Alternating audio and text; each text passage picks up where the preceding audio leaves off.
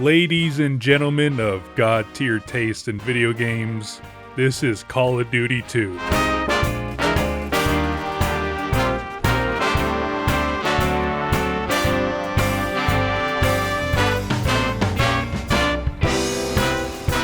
While the future Call of Duties of this generation outshine this title in multiplayer, COD 2 single player is my favorite campaign of the series, but World at War is still my favorite overall.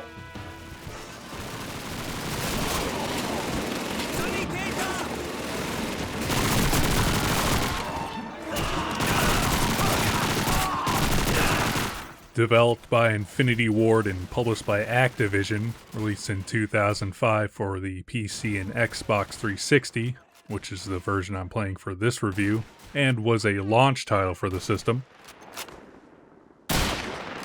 The game has no branching story like the other titles. The story is simply the European theater of World War II. You'll be playing first as the Soviets fighting through Stalingrad, then as the British through the Western Desert Campaign, and lastly as the Americans with the Normandy landings of France. Always gotta have that Saving Private Ryan intro.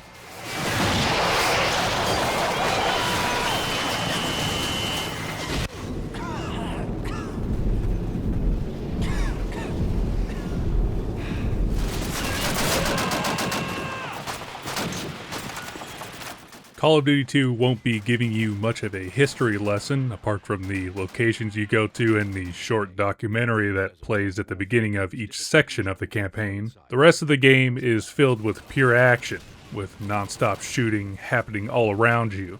So, like a real battle, just all set in World War II.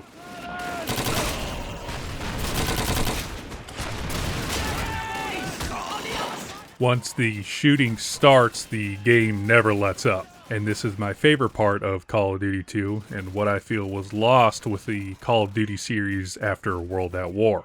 No matter which way you look, there is chaos all around, people shouting enemy positions, mass amounts of gunfire.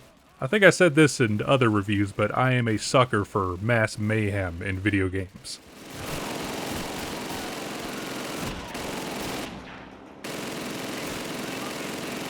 I don't need a complex story in my FPS games for the most part. Just give me a fully loaded PPSH and drop me in the middle of Stalingrad and we're gonna have a good time.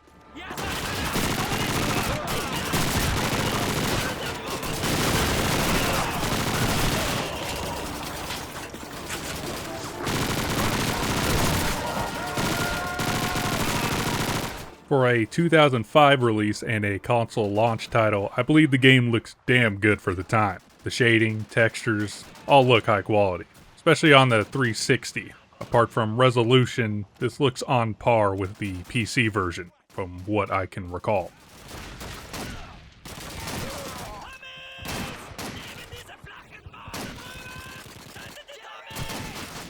There is some frame rate stuttering here and there, but honestly, who cares? If you got this with your new console back in 2005, you were probably blown away at how good it looks anyways.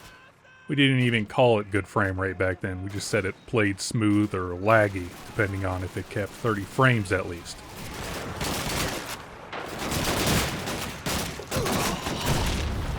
The sounds from the weapons and voice acting all add to the battlefield chaos I was talking about a little bit ago, but there was a massive emphasis on your allies calling out enemy locations constantly.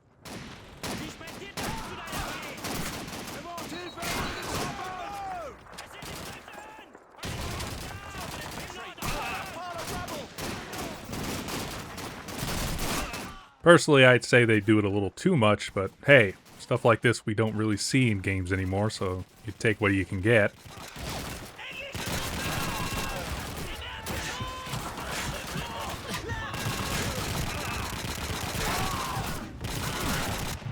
Control-wise, it is perfectly playable in the modern day.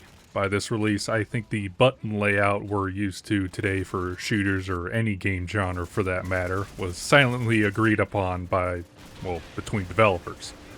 There is a cool tank mission in the game that unfortunately controlled kind of weird, but it at least had some cool ass set pieces.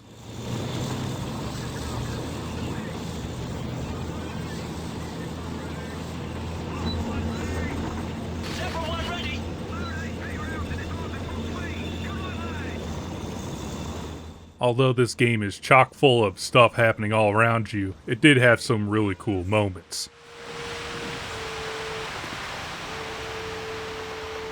Steady, comrades!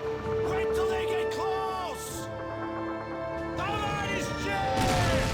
For the Soviet Union and for your glorious motherland! Get ready! Here they go!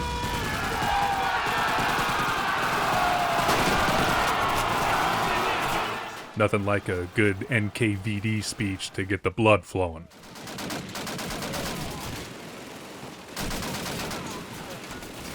The way some of the guns shoot looks and feels great, even with the amount of recoil some of them have. Like, it's the same way when you're playing a good driving game and can feel each turn you have to do on a racetrack and makes you move your body slightly. Actually, does that happen to anyone else, or is that just me? Anyway, that's how I feel about the guns in COD 2, especially the BAR. That gun's fantastic.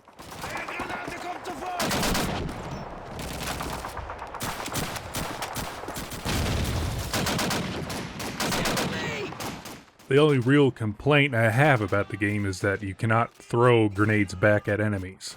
Kind of a bummer, especially if you are playing on higher difficulty for those achievement points, because enemies sometimes throw a hell of a lot of grenades. I played on normal, so it wasn't really a problem, but this issue was addressed in future releases.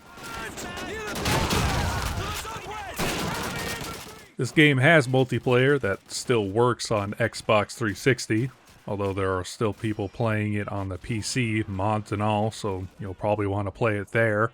Just get ready to get stomped, as I'm sure people still playing COD 2 multiplayer are really good.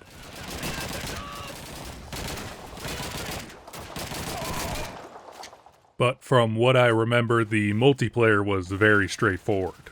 Just choose a weapon loadout, then play the game mode you selected. That's it.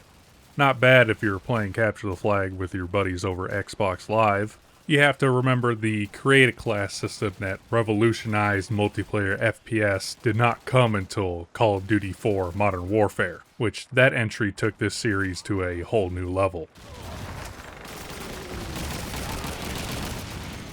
For better or worse, after this release, the Call of Duty series started to focus on consoles more than the PC. In fact, the next entry, Call of Duty 3, never released on PC. Although now that mentality has changed as PC gaming made a comeback in the mid-2010s.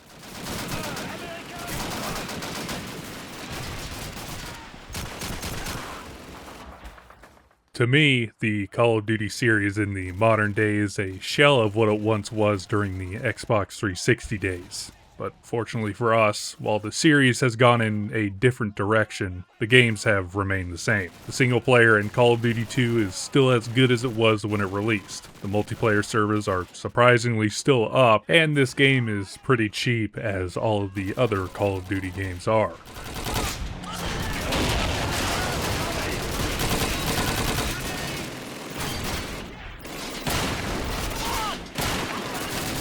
So go out and relive the dawn of the Xbox 360 with its best launch title, Call of Duty 2. Sorry, Rare fans, Perfect Dark Zero and Cameo don't hold the torch to this. They're okay, but come on, the 360 was the shooter console. Gotta at least admit that.